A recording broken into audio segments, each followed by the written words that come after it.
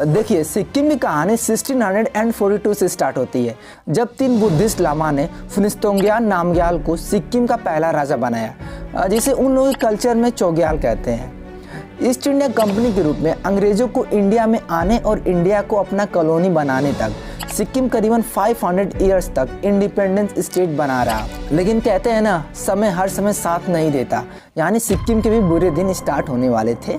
जैसे mid 19th century आता है, नेपाल में एक नई पावर इमर्ज होता है, पृथ्वी नारायण शाह के रूप में। ये अपने बाउंड्रीज को ईस्ट और वेस्ट में बढ़ाना चाहते थे, यानी एक तरह से कहें तो सिक्किम और उत्तराखंड के साइड के बाउंड्रीज को बढ़ाना चाहते थे। तब इनके आर्मी के जो जनरल थे काजी दामोदर और जहर सिंह थापा ने सिक्किम पर अटैक कर दिया और सिक्किम को कैप्चर करने लगे। और 1789 में सिक्किम के एक रिवर तीस्ता उसके वेस्ट तक पहुंच जाते हैं। इसके बाद जो सिक्किम का राजा था, सिक्किम को छोड़कर तिब्बत चला जाता है। लेकिन नेपाल धीरे धीरे ही सही सिक्किम में अपना एक्सपेंशन करता रहता है, और यह एक्सपेंशन तब तक चलता है जब तक ईस्ट इंडिया कंपनी के सोल्जर्स नेपाल को सिक्किम के टेरिटरी से फोर्सली बाहर न निकालें। देखिए, 1814 टू 1816 में ईस्ट इंडिया कंपनी और नेपाल के बीच एक वार होता है, जिसे एंग्लो नेपालीज वार कहते हैं। इस वार में नेपाल जो ईस्ट इंडिया कंपनी के आर्मी से हारता है, उसके साथ एक ट्रीटी पर साइन होता है, ट्रीटी ऑफ सुगौली। यह ट्रीटी 1816 में साइन की जाती है, जिसमें नेपाल को सिक्किम के टेरिटरी जो नेपाल कैप्चर किया रहता है से बाहर जाना होता है। फिर इसके बाद ईस्ट इंडिया कंपनी ने सिक्किम के साथ एक और ट्रीटी पर साइन करता है, ट्रीटी ऑफ तितालिया, जिसमें सिक्किम ब्रिटिश के अंडर ही आएगा, लेकिन कुछ इंडिपेंडेंस के साथ। लेकिन ईस्ट इंडिया कंपनी ने दार्जिलिंग को सिक्किम से अलग कर दिया, जो कि दार्जिलिंग पहले सिक्किम का ही पार्ट था। इनका रिलेशन यानी सिक्किम और ब्रिटिशर का रिलेशन 1947 तक सेम ही रहता है, यानी भारत जब तक आज़ाद न हो जाता। देखिए, आफ्टर इंडिपेंडेंस सिक्किम एक प्रिंसली स्टेट था, लेकिन 3 साल बाद यानी 1950 में एक ट्रीटी साइन होता है इंडियन गवर्नमेंट और सिक्किम मोनार्क के बीच। इस ट्रीटी के बाद सिक्किम इंडिया का प्रोटेक्टोरेट बन जाता है। इंडिया सिर्फ सिक्किम का डिफेंस और कम्युनिकेशन देख पाएगा, बाकी सिक्किम मोनार्की रहेगा। लेकिन सरदार पटेल और BN राव ने इस ट्रीटी का अपोज किया, क्योंकि वे चाहते थे कि इंडिया डिफेंस का यूज करे, या जैसे अदर प्रिंसली स्टेट के साथ ट्रीट किया जा रहा है वैसे सिक्किम के साथ भी ट्रीट होना चाहिए। पर पंडित नेहरू को डर था कि अगर वो सिक्किम पर अटैक कर देते हैं तो चाइना नाराज न हो जाए और वो तिब्बत पर अटैक न कर दे, इसलिए मिलिट्री ऑपरेशन नहीं किया। और पंडित नेहरू ने कहा कि सिक्किम पर फोर्स यूज करने का मतलब है किसी मक्खी को बुलेट से मारना होगा, और शायद इसीलिए उन्होंने मिलिट्री ऑपरेशन नहीं किया। लेकिन 1964 में जब पंडित नेहरू का डेथ हो जाता है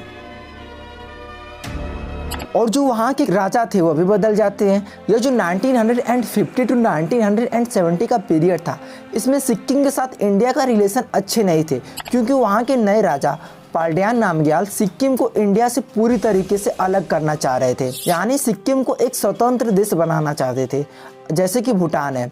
अगर ऐसा होता तो इंडिया को स्ट्रेटेजिक बहुत डिसएडवांटेज होता, क्योंकि जैसे चाइना तिब्बत पर अटैक कर उसको कैप्चर कर लिया, उसी तरह शायद फ्यूचर में सिक्किम पर भी अटैक कर दे। लेकिन उस वक्त इंडिया को लीड कर रही थी प्राइम मिनिस्टर इंदिरा गांधी, और इनका कोई इरादा नहीं था कि सिक्किम को एक स्वतंत्र देश बनाया जाए। और ऐसे ही टाइम निकलता गया और सबका ध्यान 1971 के वार पे गया। वार खत्म होने के बाद इंदिरा गांधी ने रॉ के चीफ RN काउ से कहा, कुछ भी करिए लेकिन सिक्किम को इंडिया का इंटीग्रल पार्ट बनाना है। रॉ ने 4 दिन के अंदर प्लान रेडी कर दिया। रॉ ने वहाँ के प्रोटेस्टर से हेल्प लिया, मतलब वहाँ पहले से कुछ लोग ऐसे थे जो मोनार्की को खत्म करना चाहते थे और डेमोक्रेसी लाना चाहते थे। डेट आता है 4 अप्रैल 1973। जो वहाँ के अपोजिशन के प्रोटेस्टर थे, वे राजा के पैलेस को बाहर से पूरी तरीके से घेर लेते हैं और डिमांड करने लगते हैं कि मोनार्की को खत्म किया जाए। और इस प्रोटेस्ट को जो लीड कर रहा था वे थे काजी डोरजी, जो कि आगे जाके सिक्किम के पहले मुख्यमंत्री बनते हैं। पैलेस के बाहर बहुत बड़ी संख्या में लोग आने लगे। तभी वहीं से जो सिक्किम के राजा थे उनके बेटे राजमहल जा रहे थे। तभी गुस्साई भीड़ ने उन्हें रोक लिया, और लेकिन उनके जो गार्ड थे वो भीड़ पर ही फायरिंग कर दी और 2 लोगों की मृत्यु हो जाती है। अब तो हालात बेकाबू हो गए थे।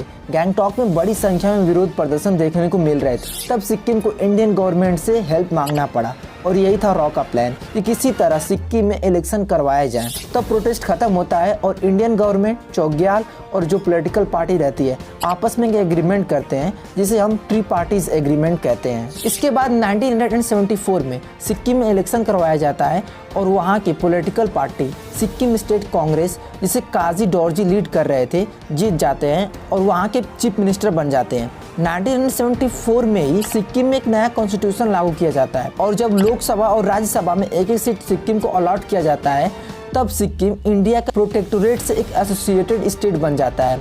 लेकिन इतना कुछ करने के बाद भी सिक्किम पूरी तरीके से इंडिया का पार्ट नहीं बन पाया, क्योंकि अभी भी जो पैलेस था उस पर चोग्याल का ही कंट्रोल था।